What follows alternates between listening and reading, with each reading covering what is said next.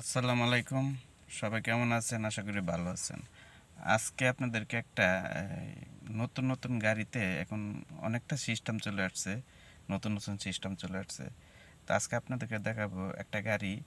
এই আমরা তো পায়ে ব্রেক করি, পা ব্রেক ছাড়াও একটা হোল ব্রেক আছে, সেটাকে আপনাকে দেখাবো। আসেন দেখাই। তো এইখানে ধরেন, আচ্ছা একটু কথা বলে রাখি, ভিডিওটা একটু বড় হতে পারে, সবাই মনোযোগ দিয়ে শুনবেন, দেখবেন, কারণ এটা নতুন যারা আছে তাদের জন্য আসলে এটা খুব প্রয়োজনীয় হবে, কারণ তাদের জন্য এটা খুব দরকারি। তো এইখানে ধরেন, দেখাচ্ছি, এখানে একটা হোল ব্রেক নামে একটা ইয়ে আছে, অপশন আছে, সুইচ আছে। এটা হলো মূলত কাজ করে। ও আরেকটা কথা বলি, এটা কাজ করার আগে আপনাদেরকে অবশ্যই সিট বেল্ট লাগাইতে হবে। সিট বেল্ট ছাড়া এই জিনিসটা কাজ করবে না।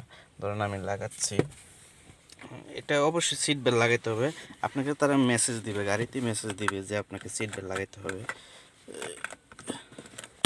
সিট বেল্ট লাগালাম। তো এই যে আসুন দেখাই, এখানে হোল ব্রেক, এই যে এটা একটা সুইচ আছে। তো আমি এই সুইচটা চাপ দিলাম। তো চাপ দেওয়ার কারণে দেখেন এই ড্যাশবোর্ডে চলে আসলাম। ড্যাশবোর্ডে সবুজ একটা বাতি জ্বলছে, এখানে হোল্ড লেখা আছে। তারপরে আমি গিয়ার দিলাম, ধরেন ডিতে দিব। ডিতে দেওয়ার পরে এখানে আরেকটা বাতি জ্বলছে, এটাও হোল্ড লেখা, হলুদ বাতি এটা। তা আমি এখন গাড়িটা ধরেন আগাবো। এখানে আমি ধরেন পুরো নিউট্রাল আছে, আমি এখানে আমার পাও নিউট্রাল আছে। আমি ধরেন গাড়ি কিন্তু আপনার গিয়ার আছে। তো আমি গাড়িটা এখন কি করব, অ্যাক্সিলারেটরটা চাপ দিলে আমার গাড়িটা আগাবে। এই ধরেন আমি অ্যাক্সিলারেটর চাপ দিলাম, এই যে আমার গাড়ি আগাচ্ছে। তো এটি হলো মূলত এটার কাজ করে। আপনাকে বারবার গিয়ার শিফট করতে হবে না। আমরা জামে থাকলে অনেক সময় দেখা গেছে এই গিয়ার শিফট করতে হয়, বিরক্ত হয়ে যায়।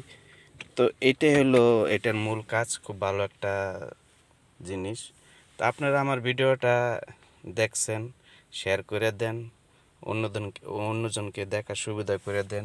এরকম ভালো ভালো ভিডিও আমি আবার ছাড়বো, আপনারা আমার ভিডিওগুলো দেখবেন, শেয়ার করে দিবেন। ধন্যবাদ সবাইকে।